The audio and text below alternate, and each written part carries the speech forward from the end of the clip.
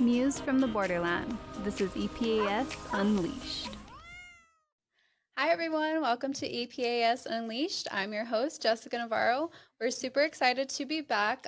We took a bit of a hiatus, but we are really thrilled to have the podcast back up and running. We hope to bring you a monthly episode. Today, we have very special guests. We're going to be talking about the community and pet support team. We thought that this was a really great, first in episode back to EPAS Unleashed because it has a lot of great resources. So today we have Kristen Gurrola and Alyssa Atilano. Welcome. Thank you guys so much for being our first guests for the new year.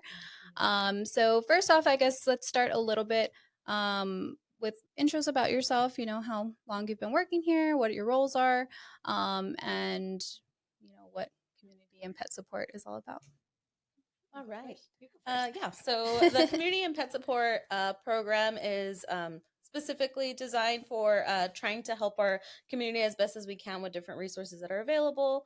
I am the CAP supervisor. My name is Kristen. I've been here for a little bit over 2 years now. And this is Alyssa. I'm Alyssa. I'm the CAP senior. So I've been with Animal Services for about 4 years. Recently came over to this dark side, so to speak. No, just kidding. But yes, I've been here in CAPS for 4 months?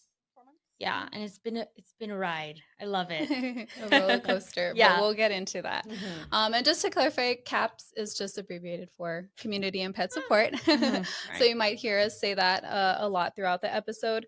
So for the listeners who aren't too familiar with CAPS, you kind of touched on it, Kristen, but can we go a little bit more into, I guess, what the main goals of the program are? Yeah, so the main goals are definitely to try to see how we can support our pets and community being able to stay together. So one of the big ones is probably going to be our pet pantry, which we'll talk about a little bit more too. But just an effort to try to make sure that there's not a reason to have to feel the need to surrender our pet because we're unable to provide something for them as far as like food or supplies. And then we also have other resources available, like when it comes to people that may be considering having to own or surrender. We'll try to counsel them. We'll try to see if there's anything we can be able to offer for them to try to just, again, support keeping them together. So I think those are our two biggest things, but we also handle a couple of other things. So like adoption returns usually come through us. Any disposal requests. So like if we have pets at home that passed away and they're needing to come here to get disposed of, we help out with those as well. And some other things kind of here and there. But I think those are kind of our bigger programs in it. Yeah. We do focus, I want to say 95 to 100% of like owned animals, owned pets. And we just try to provide a lot of education, a lot of knowledge. Some pet owners just don't have access to the education. So a lot of the times they come here and we are the first ones to kind of tell them all the things that they need to know. And then, like Kristen said, we help them with anything from maybe finding resources to get their pet healthy, up to date on vaccines, maybe spayed or neutered, and then, of course, to prevent owner surrenders. Yeah. And, with this little, I guess, hiatus that we took from the podcast, one of the main reasons was because this program was put under the marketing and public engagement team. So I'm glad that you mentioned education because, I'm the education and outreach coordinator. And some people might wonder, why was this program kind of put under us? But it does have a lot to do with education. And throughout this episode, I think we're really going to touch on that because without the counselings that we have with people, we might just get a surrender in, but there's a lot of times where we're able to inform the community about a different option. So right. I guess that's kind of where CAPS fits into like the bigger role of El Paso Animal Services, to increase those positive outcomes, reduce these surrenders or returns. But what challenges are you guys seeing that families commonly face when they come to you all for help? I think the biggest one is probably, especially right now, the cost of owning a pet. Especially, we're a border city, so a lot of people are getting pets from military too. We're also a military base, so Yeah. people have pets from other places that don't have, strict laws. Juarez, and a lot of these pets, they move in with a friend, and their pet is also not fixed, and then their friend and their friend's pet, they make babies, and then they realize how expensive it is to have 9 dogs that are not fixed, that are not vaccinated. So I think the biggest thing that we see, or a lot of the the help that we give out, is a result of an owner not being able to afford the cost of a pet, especially preventative care, as well as like experiencing homelessness, experiencing eviction. Um, what else? Yeah, that was actually going to be one of the ones that I brought up, the housing situation, just because I do feel like we do tend to get a lot of individuals that are having issues with either like their property manager, their landlord, or like the pets either aren't allowed at all, or they do have like very pricey like deposits and Pet stuff. deposits. So that too can add up, and obviously like for anybody that could be struggling just kind of like day to day, when it comes to keeping the pet and having that additional expense, sometimes like that's where they are coming to us because they feel like they don't have another option. Yeah, especially like military housing right here in Fort Bliss. Like they do have a lot of breed restrictions. A lot of people don't or aren't aware of the breed restrictions, or they kind of ignore it. And then when they're found, it's like, oh my gosh, I need to get rid of my pit bull. So housing is probably one of the biggest ones. And then a lot of like medical issues that their pets are experiencing, going back to like the cost of an animal, where they don't spay their pet, and then their pet comes in with pyometria or some sort of cancer, something that could have been prevented, and now they're here asking for help, like what do I do? So that is probably one of the big ones too. Yeah, yeah, definitely. So I know that with caps, a lot of changes were made in 2025. So I think we kind of want to discuss more on like it being more community, I guess, first rather than shelter first, Right. because like you guys are discussing, there are some situations where it's inevitable. The surrender. There's not much we can do with, military orders or the cost of living. It's going up, and there's not much that we can do with that. There are some resources that we can definitely provide, but we really wanted to shift from people reaching out to the shelter first as their only option. So can we kind of talk about like those changes and why we really want to push the community to reach out to other options first? Yeah. Yeah, so I think that one of the biggest things, and it's not something that is completely new. So a lot of people have probably heard us talk about the rehoming platform that we use a lot, Home to Home. We've been using it for a couple of years now, but we're really doubling down and just kind of emphasizing on like the community members that are coming to us that are seeking help, that we really want to try to give our best effort in promoting and seeing if we might be able to privately rehome first. A Right. lot of times, even just being able to kind of utilize our platform, kind of being able to increase their visibility, get them asked about more, whether they're reaching out to us or whether they're reaching out to them, trying to put them in contact so that way, even if, it is inevitable they're unable to keep their pet, maybe we can, be able to get them rehomed before they're ever having to actually endure the stress of coming into the shelter.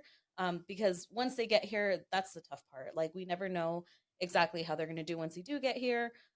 They all, handle it differently. Sometimes it's behaviorally, sometimes it's medically. So, I mean, it's just all these different things that kind of come into play and make it that much more difficult to find a home for them once they're here versus, somebody at home that already knows their pet. They know what they like, they know what they don't like, and kind of what they think might be the better home for them versus trying to learn that personality behind the kennel, because they shut down a lot of times and they're not going to show their true personality. So it's really hard to know like how we're going to be able to find that ideal home without all of that information from where they were previously at. So I think the best ones that can be the advocates for their pets is going to be the owners, just because they know them best. And so I think that's going to be probably the biggest thing, is just really emphasizing that like in order for them to even, be considered eligible, so to speak, as far as being able to surrender here, you have to try to privately rehome first. You need to see Yeah. some type of effort that you're trying to go out and this is really your last resort in having to bring them here. Yeah, I feel like shelters. Well, we're the probably the biggest shelter in I don't know, in El Paso, but we're the shelter. There's other rescues, right? And like Kristen said, we want to push them to rehome to a new home. We don't even want the animal to go to another rescue, but we do want to we want this community first perspective, I guess you should say, or push, because the shelters we want to focus. At least we don't want to focus, but we have to focus on the cruelty cases, the hoarding cases, the strays. Like El Paso has so many strays. This morning there was like 4 stray dogs this morning as I was driving to Starbucks. And we want to be able to, in a way, prioritize those animals that don't have a home or in bad situations. And the only way we can do that is if we kind of shift the way that owner surrenders are coming in, and like Kristen said, like pushing the rehoming process first. Yeah, Yeah, definitely. And I mean, um, like you were saying, Kristen, I mean, we don't really see their true personality here. right. The reason why I started working here is because my pet really did go missing, and she didn't have, a collar or tag or anything like that. I thought, I was a good pet. I know, that I was a good pet owner because she was an inside dog. Yeah, Whatever. I didn't need a microchip. I didn't even know what a microchip was. right.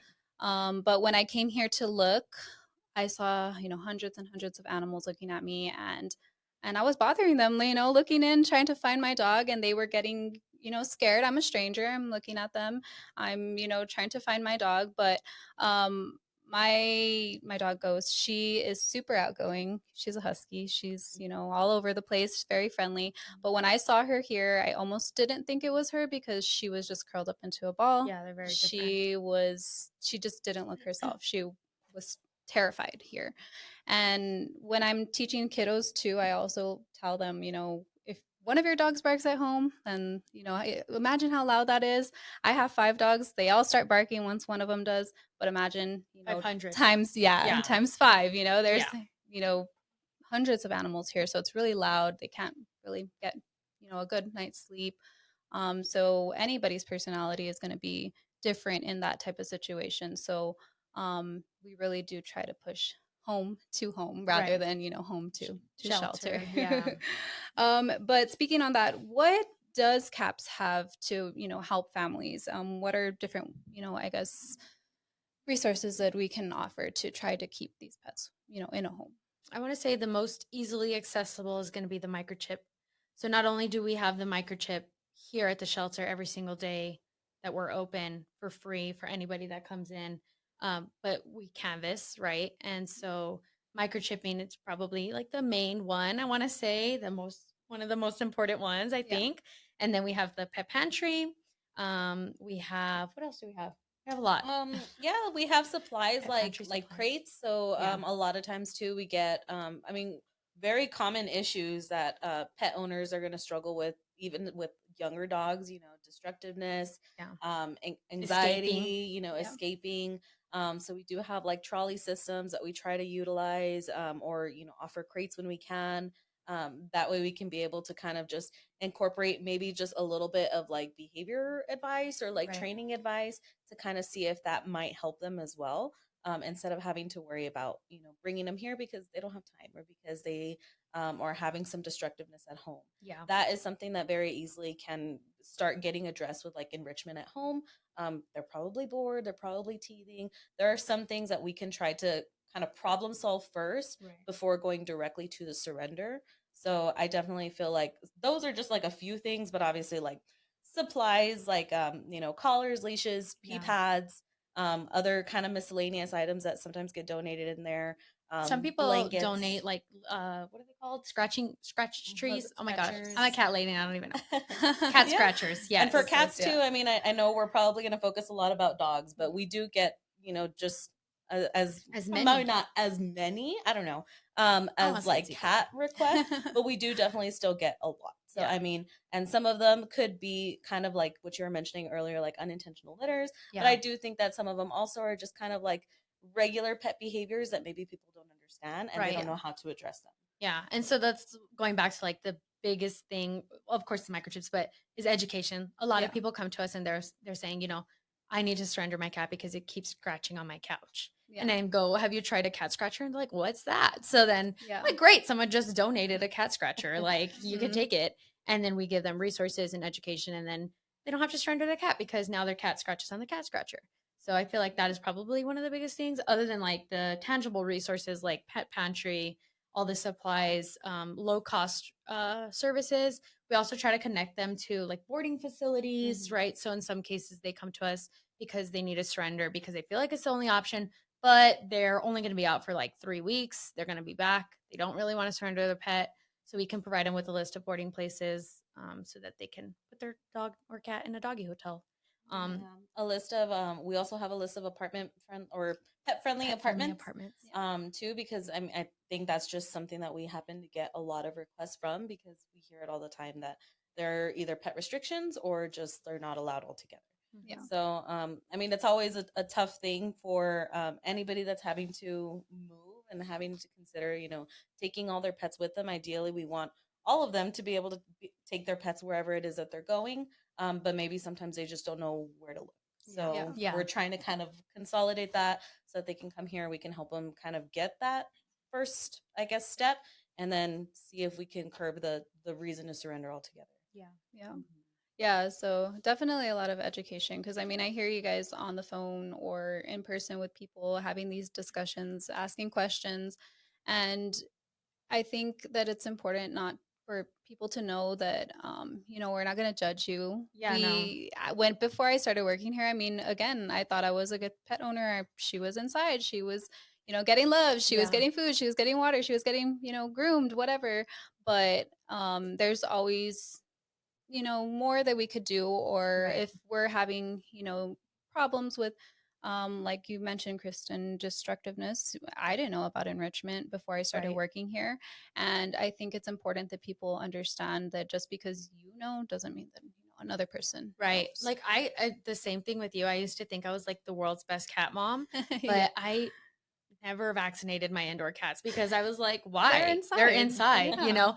But then now being in caps, I'm like, well, what if something happens and I need to board them? Yeah. No one's going to accept them unless they're Mhm. vaccinated. Yeah. Or what if they get loose and they get attacked by another cat? Like, so I start, now that I'm in caps, I start thinking of like all the what ifs, and not to be like anxiety ridden, but to prepare myself and like think about Yeah. the future and think about the worst possible thing that could happen and make sure my pet is like set up for success. Because yeah, but it's hard. I know I was 19 when I got my first cat, so I didn't have the money for vaccines and Yeah. things like that. But so that, I think that's why our program's pretty important, because a lot of people don't really understand why certain things are put in place. They don't understand why every pet in El Paso needs a microchip, Yeah. until their pet gets lost and they're like, "Oh, okay, that makes sense." So I Yeah. think that's also why a really good thing about Yeah. our department, yeah. Yeah. People, they don't know that they need something until they need Until they something. need Yeah. it, yeah. And we're here to So, kind of help them. But yeah, like you said, without judgment, for yes. sure. Yeah. Yes. And I know we mentioned, money Oh is yeah. an issue a lot of times with pet owners. Everything is getting more expensive, and there's not much that we can, do with that. But Yeah. there is our pet pantry. So I would like to touch on the pet pantry and what the program is all about. So, Yeah. So the pet pantry, kind of like we were talking about a little bit earlier, primarily is for food. I mean, we just want to be able to help dogs and cats. Every now and then we'll get some other random items in there. So if you do happen to have like birds or hamsters or something, you can ask us. We'll be more than happy to check to see what we have back there. But primarily for that, some of the new additions that we've gone ahead and made to our pet pantry were actually so anybody that is a resident of El Paso can be enrolled in our pet pantry. And then what we have them do during that enrollment is basically let us know all of the pets in their home that they're providing food for, or that Yeah. they're having to care for. So that way we can have just kind of a head count of like who it is that we're needing to help out. We're trying to give them like a good portion of food for, like a half supply at least of a month. So it's a once a month service that you can get. You come in, you can do the enrollment either online or you can do it here in person with us. And then after that point, you can get, once a month for the next 6 months up until we're able to verify that all of our pets are up to date with vaccines. They're all microchipped and they're all spayed and neutered. That's the newer addition to it, but primarily because we are always still getting a lot of requests for unintentional litters and surrender requests for kittens and puppies. And, not because we don't like kittens or puppies, but we have way too many of them and we don't need more. There are plenty of dogs that are also waiting for their opportunity to go home. So it's just way too much to be considering bringing more in and then having to worry about, now supplying more food because now we have babies. Right. So that's our newest addition. We may still kind of get, some people not really sure about that, but that's where we just have that conversation about why the microchips are important, why the vaccines are important, and why the spay and neuter is important. So there is that 6 month grace period where we can allow people to still continue getting food until they're able to get all that stuff done. And if we're having difficulty getting that stuff done, then communicate that with us. That way we can try to see if there's anything that we can do to help out, especially in the situations where we have multiple pets, because I know that it adds up. And our main thing is we just want to make sure that your pets are healthy, that they're taken care of, they're not lacking anything. And that way you have a little bit more peace of mind too. And you can kind of focus on other things that are causing stress in your life versus this being one of them.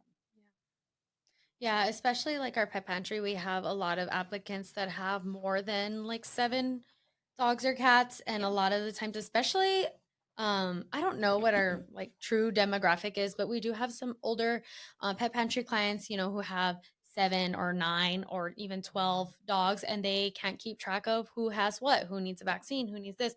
So our pet pantry also helps with that. So we, in the sense of like organizing what the pet needs, because they apply, they say they have 7, and we're going to look through all 7 and see what they're missing, if they're missing anything, and the items that they're missing. For example, let's say a rabies vaccine, we want to make sure that they get it up to date. We give them that 6 months, and it's not only so that their pet is healthy. Yes, that is true, but we also want to make sure, let's say they ever get cited or something, well, attempt to get cited, they don't, because they have all the necessary vaccines, requirements and everything. So we want to set them and their pets up for success while still providing them, help, once a month. Yeah. Yeah. And I mean, it's not to keep anybody out of the program or anything like that. Like you guys are both mentioning, it's for a healthier community, for the pets to be up to date with everything that they need, like you mentioned. So I think it's really important that these changes were made. And I think it does kind of keep the owners more accountable. And, of course, maybe they might not need it every month, or they might, only need it to get back on their feet for whatever is happening in their life. But I do definitely think that it makes a difference in our communities. So do you guys have any memorable stories that you might want to share where you feel like the pet pantry really did help somebody out? I do have one. So there was an individual that had come in. I guess he was having some hard times, and he had actually ended up in the hospital for I don't know exactly how long. And while he was in the hospital, he had gotten notified that his pet was picked up, so his dog was here. And so he had no interest in losing his dog. So once he did finally get discharged, he came here. He was going through the process of reclaiming, and he did notify one of our staff members, like asking if he can get a little bit of food. And he didn't even know that the pet pantry was like a thing. So they kind of explained it briefly to him, and then they went ahead and they, transferred him over to our line. I went ahead and I talked to him. I got him all enrolled, and he was very grateful. The fact that we were able to provide food for the pet that he was picking up, so that he didn't have to worry about going and figuring out how he was going to purchase food that right then and there. But also so that he knew that if next month you're still having difficulty, you can come back and you can get some more. Like, I mean, this is just something to kind of help you out for now. But now you're enrolled and now you can keep coming back. Yeah. So I definitely think that he was super grateful. And I am glad that that dog was able to get reclaimed. She didn't have to stay here another day. And she was fed. Yeah. And I guess also, community members might not need the program, but maybe they're interested in helping. So how would they be able to help? So donations. That's I mentioned it earlier. That is like the bulk of where we get our supplies from for Pet Pantry, especially like other miscellaneous things, Yeah. litter boxes, toys, things like that. Donations would be the biggest thing. And I know there are some community members who get Pet Pantry and they want a specific brand sometimes, and that may not be the ones that we get, but a donation of that brand might come in and they're like, yay. So Yeah. donations are the biggest thing. Yeah. Yeah. Yeah. I mean, it's all going back to the community. So definitely if you're, able to donate Yeah. to the Pet Pantry program, I think this is one of our best programs that we have here at the shelter for our community. So if anybody does want to help, definitely, look into donating. Yeah. But in addition, and when we're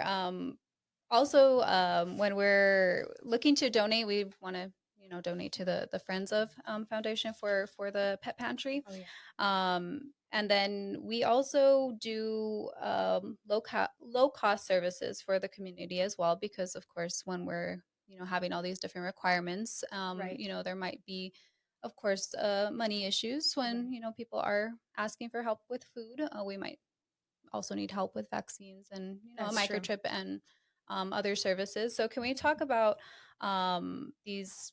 I know, Alyssa, you mentioned that we have the microchips for free, but why is it so important for these pets to have a microchip and for us to have those free for the community? So microchips are the fastest, easiest, I think, way to reunite your pet if your pet were to ever get lost. It's not a GPS. A lot of people do think it's a Yeah. GPS. It's not. Unfortunately, that would be very cool if it was. But no, it's just like a little identification tag. It tells you, it tells us who their owners are. It's implanted under their skin. And as once you register it, it should stay registered unless you rehome or update any information. We would scan the pet and we can contact you if your pet were to ever get lost. So um, that is why we have it free, because of how many strays we have and how many come in and we're not able to contact anybody and they're just sitting here waiting for either their owners to come or to be adopted. So the microchip would be the first and easiest way for us to figure out who the dog is, where it belongs. So I think that is probably the main reason why we have it free, because we want to get these pets back home. Yeah. And I think a lot of times people, I don't know if they just get worried because sometimes they'll see the needle's kind of thick, Yeah. but it's a one and done type of thing. It's permanent. You never have to do it again. It is better to do it when they're younger. That way you're not really having to worry about them reacting to it as much because they have a lot more loose skin. Yep. They're not really going to remember. Or while it's getting spayed too. Yeah. Or while it's getting spayed, Or while it's under. So, I mean, there are a lot of different, I guess, hesitations that people may have for it. But I also think that it's really important to, especially if you ever, I mean, there's always a possibility that, somebody could end up picking up the dog and they're just Stealing your assuming dog. that, it doesn't belong to anybody. I'm going to go ahead and keep it. That way you just know that if that pet ever goes to a shelter or ever goes to the vet, that once they scan it, they're going to be able to look up the information and they're going to be able to link it to somebody else. So I think that's the best way to be able to have an ownership linked to a person, so that there isn't anybody that's able to like steal your pet. And that way you know that if they ever end up having to come here, that you will get contacted. Yeah. But just to kind of keep that on that same note, all the information has to be updated. Yeah. So if you ever move, if you ever get a new phone, update it. yeah, if you ever rehome, that's a big one, because especially with us that we get a lot of owner surrender requests.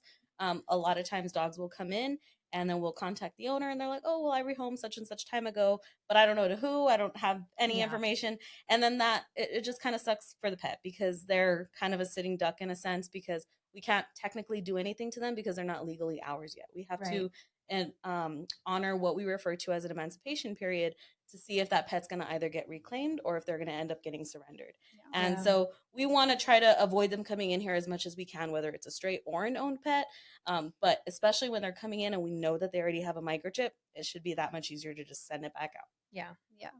And I know there's a lot of like misconceptions around microchips.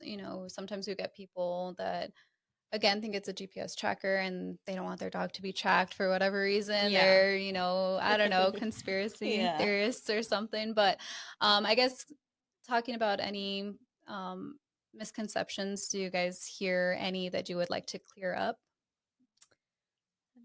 I think the tracker is probably the biggest one. Yeah. But another one I have heard, is if the pet's microchip can be removed so that it's not under their name anymore. And I'm like, Mm. Oh no, yeah. that's okay. Like, you don't need to. All we need to do is update the information. So Yeah.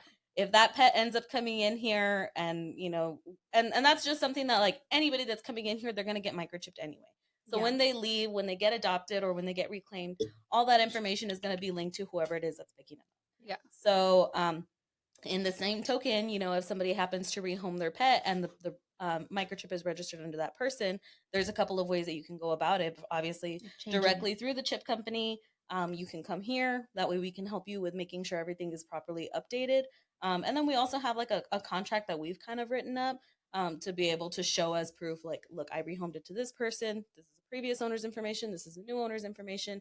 That way we have another paper trail, in a sense of being able to know, like, who's going to be the legal owner for this pet. So I think that's one of the biggest things, because a lot of times we do definitely get that, where they're just under the assumption, like, oh, well, the new owner was going to change it. But they actually can't without the original owner's permission. There is responsibility when you have a microchip. I think that's something sometimes forgotten. But a big one that I heard, and like I kind of mentioned, they don't need it. They're indoors. They don't need a microchip. I thought the same thing. Yeah, but they do, because sometimes things happen. Yeah. And the door, someone leaves your door open and then they run away, or the Yeah. wind takes the gate and they run away. So yeah, they do need the microchip. And a lot of people do think, oh, I don't have money for that. It's expensive. Well, at some clinics, yes. Some clinics, it may be like $15, $20, but with us, it'll be free. We got you. Yeah. And we don't only just do free microchips, out in the community. We also do canvassing where, we go home, door to door, and we try to get those pets microchipped. And again, it's just because it's so important to have that microchip. You never think it's going to happen to you until it happens to you. Yeah. And, I was the same way. I didn't know what a microchip was, but my dog was found like a block away. They would have just taken my dog straight back to me instead of me freaking out for like 6 hours trying to find her, and crying and going crazy looking for her and stuff. She would have just been taken back to my home. Right. And again, you never think it's going to happen to you, and then it happens, and you're going to regret not getting that microchip, because then you would have been reunited with your pet. And in your case, you got lucky, but that doesn't always happen. Exactly. Yeah, especially if it's like a real fancy breed. Some people say, "Oh, I just keep it," Oh, yeah, and then you'll never see your pet again. So that's definitely. want to make sure you have a microchip. Mhm. Because I saw a video actually recently where they said that they took it was like a TikTok that somebody took their pet to the vet. Yeah. And the vet scanned the chip, and the chip came up with someone else, and they still notified that person. So I think even some vet clinics will contact you, even if your pet has been missing for years and years, and then it pops up at a vet clinic somewhere. They'll contact you. They'll say your pet came in. So I think that's pretty. They should. That actually happened one time when I was volunteering at a vet clinic as well. They were about to do surgery on a cat. The cat was already sedated. They were ready to start opening up, and then they scanned him, and he had a microchip to a different person. So they had to put everything on hold, and the cat was already fixed. So I was like, well, there you go. You didn't have to do a surgery at all. But update the that chip. other person, that other person had to get notified that their pet was there at the clinic. So they do have that legal responsibility to have to reach out. Yeah. I think another thing too that can kind of be, like, while we're on the topic of microchips, is just the fact that the microchip, again, it's just like a one and done thing. It's permanent. And also I feel like it's just the best way to be able to make sure that everything is staying under your information, even if you don't necessarily want to go directly through us, and you want to go straight through the company. So like, we use 24 Pet Watch, but like, in the event that your pet does go missing, you can still file a loss report with them as well. So that way, if you ever move outside of city limits, or you're having to move across the country, or like, because we do have a lot of military members, you can make a loss report directly through the chip company, because that's still just probably worldwide, nationwide, depending on what company it is, tool that people can be able to use to notify you that your pet is still linked to you. Yeah. It doesn't necessarily have to be through the city. Yeah, and I mean, we see it here too. There's, animals that come in that have had a microchip, and they've been missing for 5 years or whatever the case, and they still are able to go back to their original owners because Oh, of yeah. that microchip. So it's definitely important. And we have so many free events, not only here, but, out in our communities. So just get that chip done. There's so Yeah. many animals that still come in with no chips, and I Yeah. don't get it. I don't And get it. it's funny hard. too, because a lot of times people will be like, "Oh, I'm nervous. I don't want to see," and then we're just like, "Boop, okay, done." And then they're just Yeah. like, They "That's don't feel it." And nothing. it's Yeah. just like It literally sometimes, takes like 2 seconds. yeah, sometimes like our suspense and our like worries are just more than what the dog or the pet is actually gonna Yeah. like feel. So Yeah. just trust us. Yeah. Yeah, The definitely. pet wants it. They want to be found. Trust me. Yeah, definitely. They want to get back home. They want to get back home.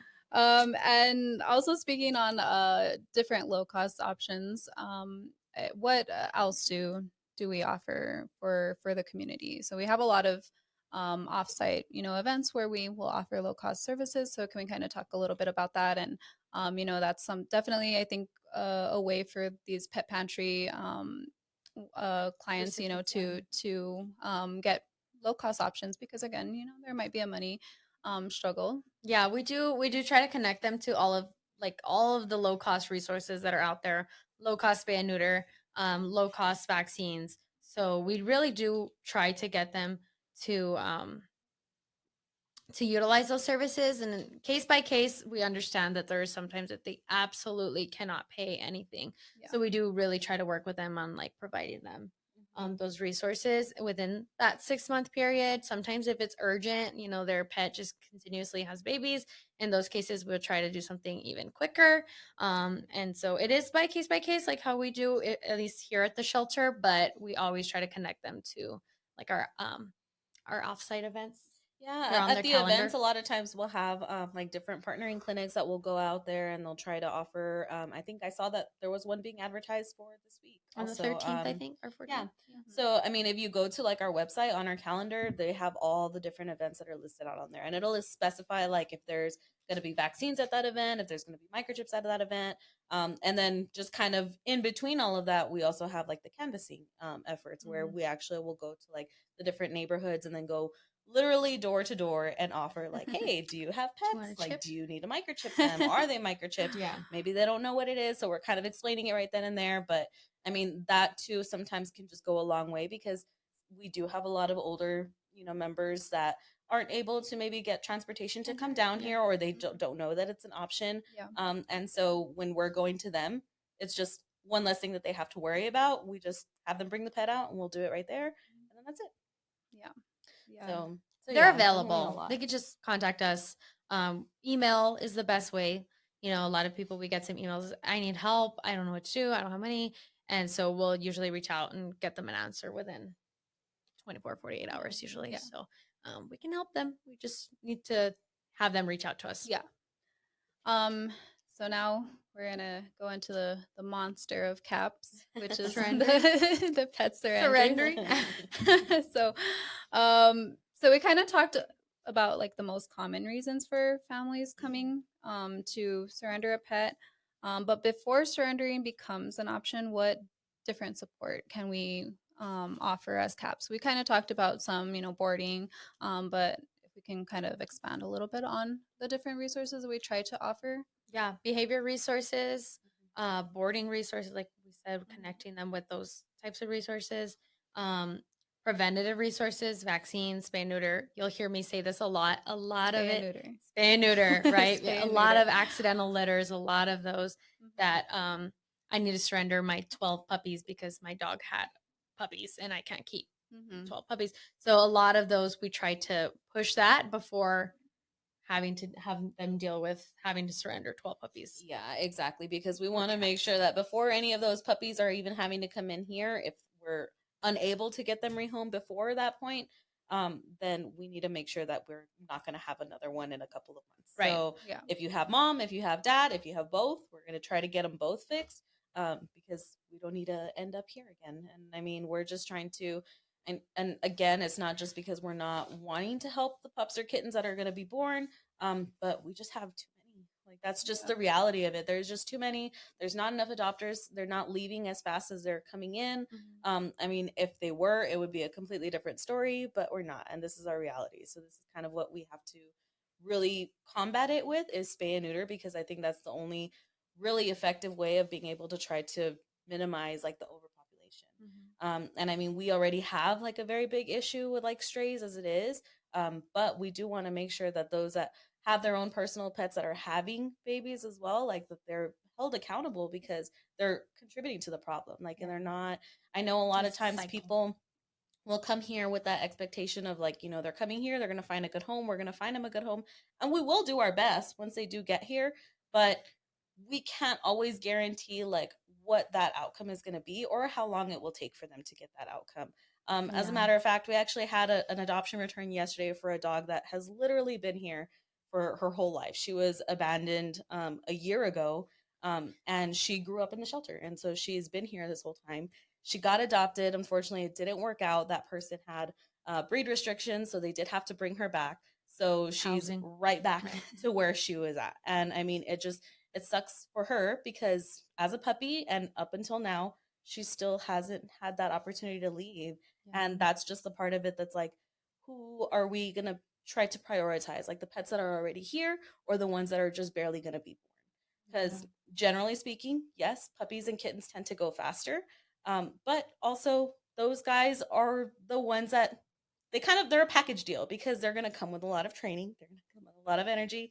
And we don't want to end up also right back, in a situation where they're feeling like they have to surrender because they can't keep up with a pet because it's being destructive or because it's having potty training issues or because it's teething and it's being very mouthy. So those things are also things that should be considered when taking a puppy because it is going to be a lifelong commitment for 15 plus years, hopefully, if it's a good ideal lifespan. That way we know that that pet isn't going to have to come to the shelter at all anymore. So we want to try to really push the spay and neuter. I think that's the biggest one. The microchips for sure. I think another one too is just kind of allowing people to know about the pet pantry. That way, if there are certain supplies that they're needing specifically, they can let us know too, so that we can see what we can do from there. And then always from there, I think it would just be kind of like a case by case basis, like what's going on individually in each home. Right. Because sometimes it could be, like I don't know, like some type of a health issue that may be like kind of a simple fix that we can kind of get with our vet techs, poke their brain, see if we can maybe just offer some type of advice. And then maybe that too will help them to be able to keep working with that pet. Yeah, like spraying, like, oh, my cat sprays, my dog sprays. I had somebody not too long ago was like, my male dog is just peeing all over the house. I'm like, me too. And I said, have you tried the male wraps? And they're like, what's that? And we had one in the pantry, and I said, try that. Never heard from her, so I'm pretty sure it worked out because my dog, I put it on him, and it stops because they spray. But I asked, is he neutered? And she said no. And I said, let's do that too, right? So let's neuter your pet. She's like, oh yeah, and she didn't know that the neutering can help marking. So those things like that. I think you just kind of reminded me because I feel like, so not only obviously to prevent like unintentional litters, but there are a lot of undesirable behaviors that will come with a pet being unaltered. On top of the medical risks too, because there are a lot of risks of increased like cancers that can develop, but also like the marking, fighting, being territorial, being competitive, all of those different things too, or escaping. That's a big one too. Escaping is a big one. Here in El Paso, I feel like we're notorious for having short walls, but we have nothing but large gates. Our builders don't build very high. Yeah, so I mean, in a world where you've got a short fence and a intact dog, they're gonna smell other animals that may still also be intact around them too. And they're gonna want to go seek them out. They're still animals at the end of the day. They're gonna be driven by whatever hormones are in their body.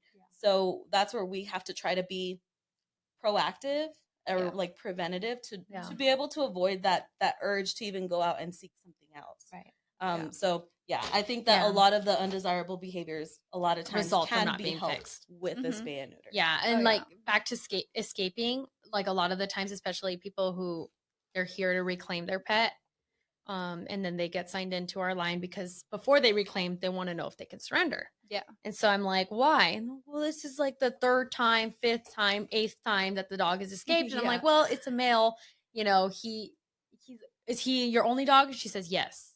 So, well, they don't have social media, they don't have Tinder. He's gonna go find somebody, you know.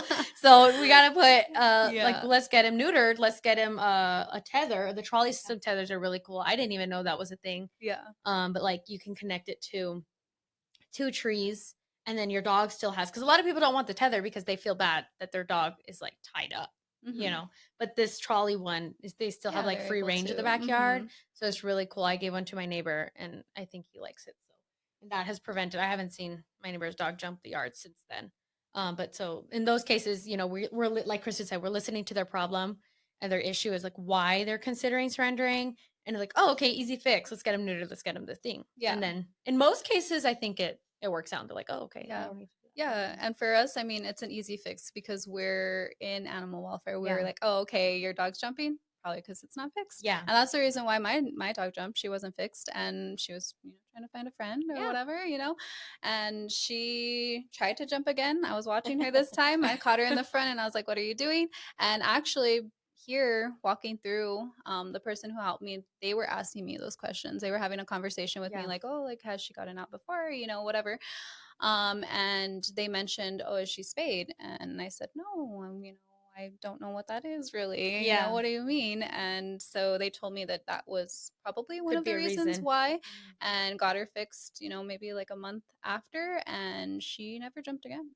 And she's 7.5 now. She Well, maybe probably it's because can't she jump, came here. but She's like, I don't want to come back. no, I don't wanna go she, back. she tried again. She did. That's when I caught her in the front. But I think spaying and neutering definitely is one of the main, I guess, Preventative measures. yes, definitely. And we have low cost options for our community. So definitely reach out, and we can see what we can do, because not only do we have those low cost options, but there are other clinics that we can refer Them to, too, yeah. because there's a lot of options. Spaying and neutering is so important, and it's not only helping their pet with their health, any maybe behavior problems that they're having. Yeah. But it's also helping the shelter dogs too, and the shelter cats, Yeah. because really these pets that are being born, they're just taking from their homes.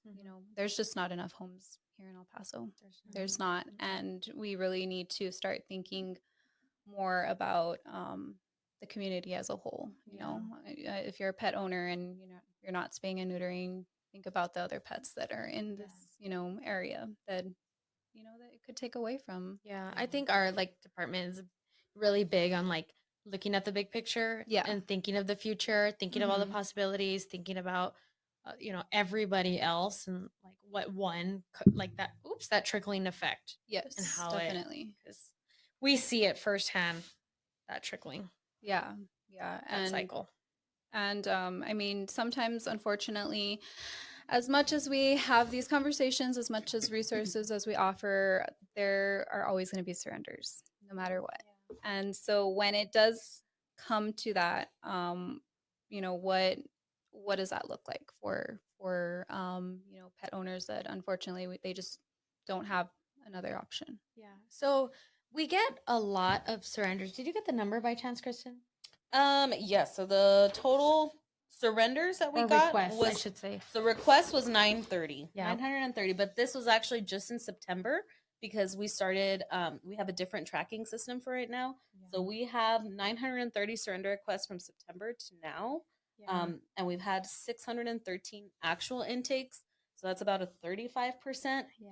I want to say like success some of rate them, some that haven't come in. yeah, some of them are like they are emergent, and we are at like we meet a roadblock. I don't know what the better way to say it is, but like for example, I had a gentleman who he was going into a nursing home. He couldn't care for his large pit bull, and so in those cases, is like we try to help them as best as possible. We try to put them on home to home, but we have a lot of elderly people who don't have social media. They don't have, so in those cases, it is a little bit of a different process.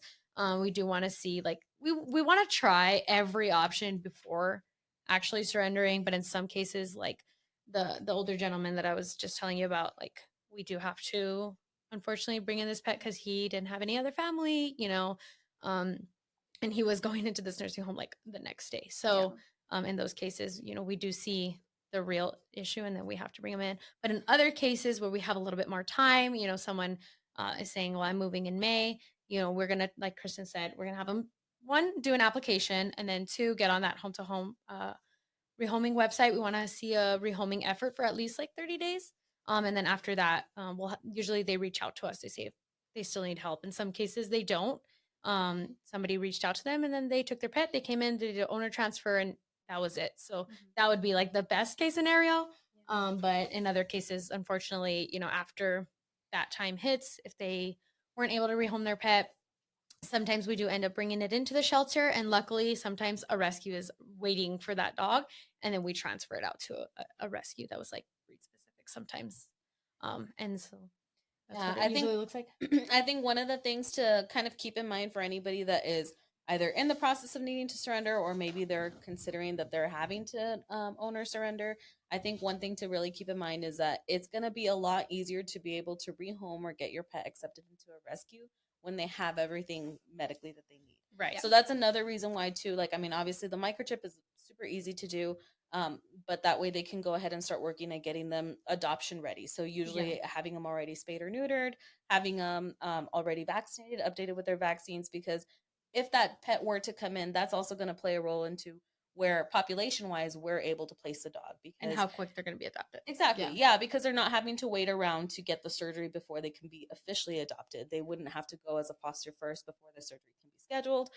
So it does help. And then especially for those people that are trying to reach out to different rescues and stuff, if they already know that they have all that stuff, it's going to be easier for the rescue because they don't have to arrange anything. Right, they're just going to take it and they're just going to find someone for it. Yeah, rescue's more likely to like help, I think. Yeah, so I think that's kind of one of the big things that we'll tell people too. Like, okay, now that we're starting the surrender process, now that you're actively going to be trying to rehome, let's work on getting them everything that they need. Let's get them updated with everything. That way, when they are coming in, maybe they just need a booster and then they can go straight onto the adoption floor. Yeah. Or like Alyssa said, maybe we already have a rescue transfer that's like interested in them. So that way we can just go ahead and bring them in and send them right back out. Yeah. So this, I mean, the process is really to benefit, the pet 100%. Yeah. Because we're exploring all our options before they come to the shelter. We're making sure that, we're trying to get them vaccinated, trying to get them, their spay or neuter surgery and all that, so that they come in and hopefully they're in and out. Yeah. That's, best case scenario is that they don't come here, but if they do, if they have everything, that's really better. We try to make it as quick as possible. Yeah. Their stay. We don't want it long. Yes. So if you guys have any stories, success stories, that really demonstrate the importance of CAPS, would you guys like to share anything that you can think about?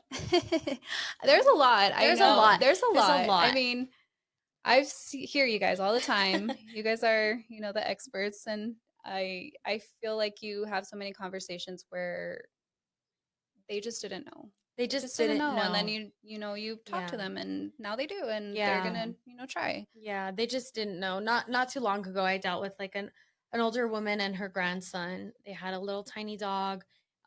It got pregnant. Unfortunately, they didn't know how risky this pregnancy was, because it was a tiny little Chihuahua. I think he was like 8, or she was like 8 years old. They come to us and they were asking for help because they didn't know what to do. The Chihuahuas seemed to be in pain. And so, my first question is, well, are you sure it's pregnant? Do you know it's spayed? And she said, it's not spayed. Mm-hmm. And so, I took her in. I was able to connect her with some low cost emergency services. So we were able to like help her pet. 2 days down the line, she comes, and thanks me. She gave me a kiss on the cheek. She was really grateful. And because, we were able to help connect her with those low cost services, she felt like she didn't have money to get the preventative spay. And this was definitely a teaching moment for her and her grandson. And I remember telling the grandson, you're going to grow up and get another dog one day. I know you will. Because I think he was on like 15, 16. Make sure it's spayed because you don't want this to happen again. He's like, yes, of course. Because unfortunately, sometimes we learn the hard way, like you said. Mm-hmm. And so I feel like if it wasn't for our department, who knows where she would have went or what would have happened to the dog. Yeah. But luckily the dog's doing good and she's happy, and I think she has another dog at home that she's gonna consider reaching back out to us to get like a low cost service, because she does not want that happening again. I would not want that for her. Do you have any? For me, I think the one that I I guess just like off the top of my head think about was so it was a surrender request for 2 dogs. This person was going to be moving overseas. They got military orders. One thing that if I could emphasize to anybody in this podcast is that surrender takes time. It takes a lot of time. We do try our best to really outsource these guys so that we can have placement for them either when they arrive or before they're ever having to come in. But this person was reaching out like well in advance, so I definitely appreciate that. She reached out, I want to say maybe like 6 months in advance. And That's so good. she was basically reaching out because she had seen like some of our posts on social media, and she was asking if we can help her with promoting her dogs. So I explained to her like our owner surrender process. She did all the things. She did profiles for each of her pets. And then we, kind of we spoke with our social media team. We got some posts together. We were really trying to promote them too. And then, we did end up having to make an appointment for them to be surrendered, but at the end of it, she didn't end up having to bring them in because both of them were able to get rehomed. So that's definitely a win in our eyes, because those 2 dogs didn't have to come in here. They were a little bit older. I think they were like 7 and 10, maybe ish. So I think that it would have been a little bit harder to even try to find adopters for them because they're older, and that's something too that a lot of times doesn't really get considered when they're coming in or when they're requesting to surrender, because like I said earlier, like usually puppies and kittens, they're the ones that can kind of go faster. And it can be hard to find somebody that's interested in taking an older pet. So I was super happy that that lady was able to be very proactive in trying to get everything, squared away way before, they were having to leave. But also that we were able to avoid them having to come in here. So definitely a win. That's good. Yeah. Yeah. And I guess on that note, what is the one thing that you would like listeners to take away from this episode? To be prepared. Always be prepared. Always be prepared. You never think it's going to happen. Yeah, to you. plan ahead. Yeah. Do all the preventative things, because it is expensive to have a pet. It is, but it's more expensive to have an unaltered pet, an unvaccinated pet, because they get sick, they have babies. So you're in a way investing right in your pet to have like a healthy life, and it not only benefits the pet, but it benefits you in the long run, because you won't have to be dealing with like, emergencies later. I mean, you might, right? Anything can happen, but at least you're a little bit more prepared. Be prepared for the future. Think about your pet's future. Yeah. If you're gonna get an animal, consider adopting. Especially like most adoptions at most rescues and shelters are all usually fixed. They all the preventative stuff. But if you're not, if you're gonna get your pet elsewhere, take the responsibility to like prepare. Yeah, prep your pet. I think just trying to be accountable and responsible for your pets that you have at home, or if you are interested in getting a pet, come visit us. That way you can help us with getting some of these guys out here, but that way also you just have everything that you would need to know about them. Everything medically it is that they're going to need, but also so that way we can just be able to kind of keep the doors of communication open, so that way just by the word of mouth, you can explain to friends, family, like, your experiences here. Like, I really hope that our efforts are able to be seen as far as like what we're trying to do to work towards this overpopulation problem. A lot of times when, people are inquiring to surrender or to bring in an animal and we don't have space, a lot of times we get backlash because we don't have the space. But, we're trying to prevent them coming into some inhumane conditions. We want them to be able to live here comfortably as they can, because obviously either way it's still going to be stressful. But just trying to keep in mind that there are a lot of pets here that are waiting for the same opportunity. And like I said earlier, like surrendering does take time, but because we're trying our best to avoid them having to come in here at all.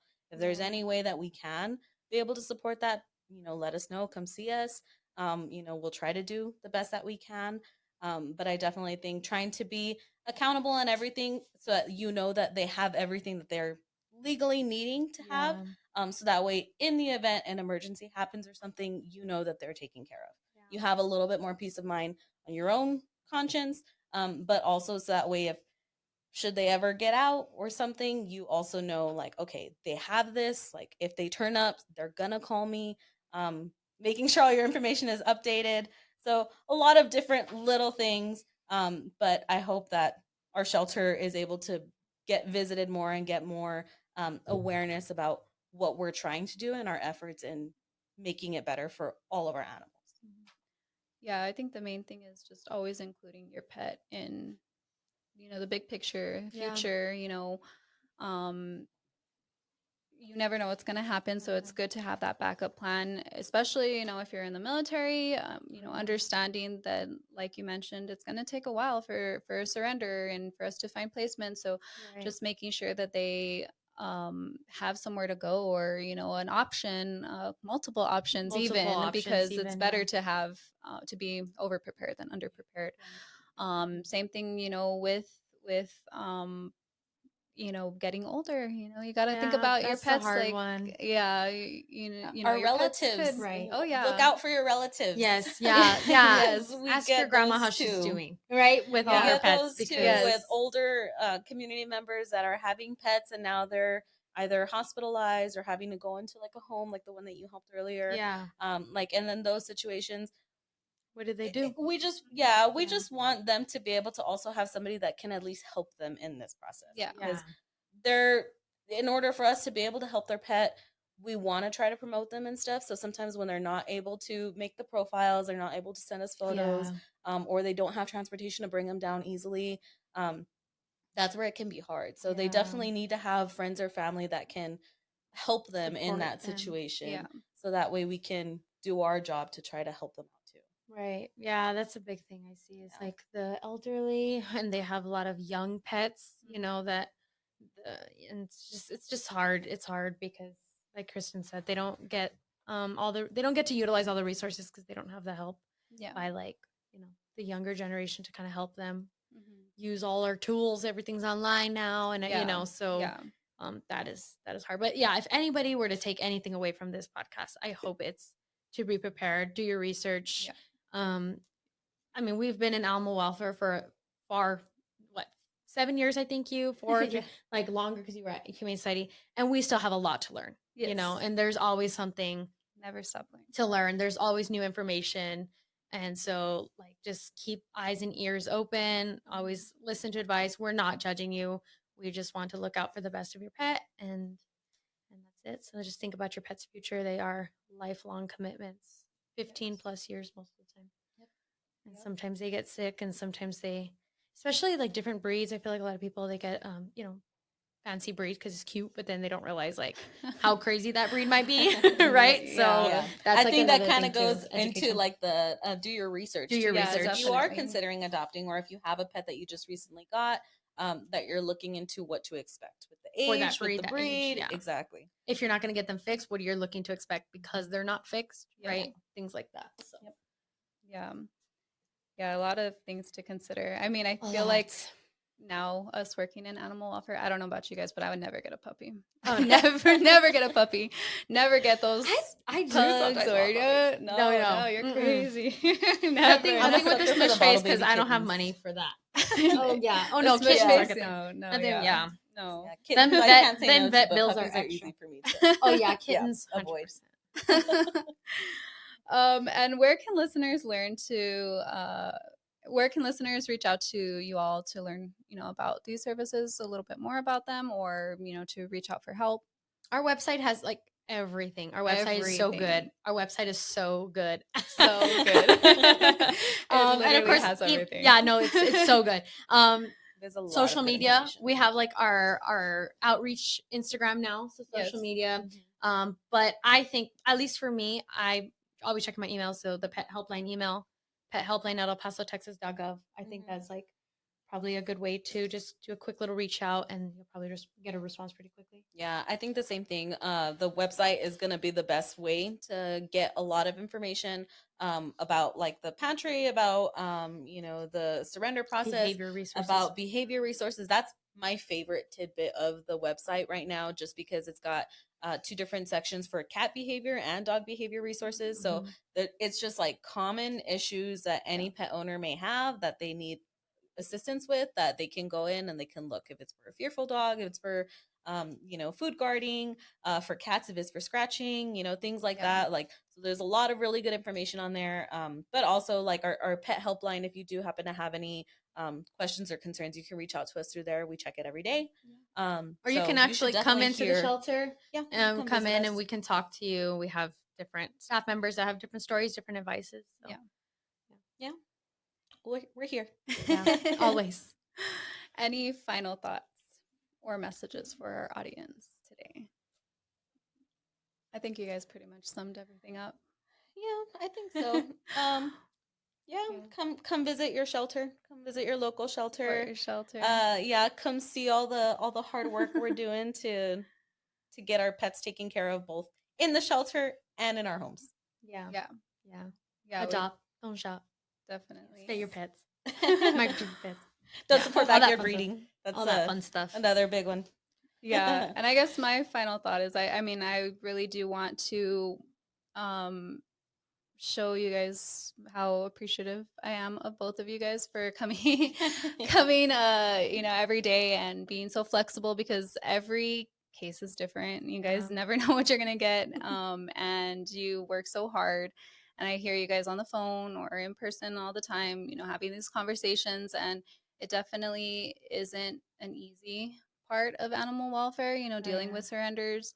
There's a lot of positive that come with community and pet support, getting people into the pet pantry, and we do definitely see a lot of appreciation, but I think a lot of times your hard work goes unnoticed by some community members. But I would really like to thank you guys for everything that you guys do, because you truly are really, I would say, perfect at this role. Like, you guys are the experts. You guys are always you guys are always having those conversations, and I do really know that you guys are making a difference in El Paso, and you guys are truly saving lives. You honestly are. I hear you guys all the time on the phone and in person, talking to people and really changing their mindset.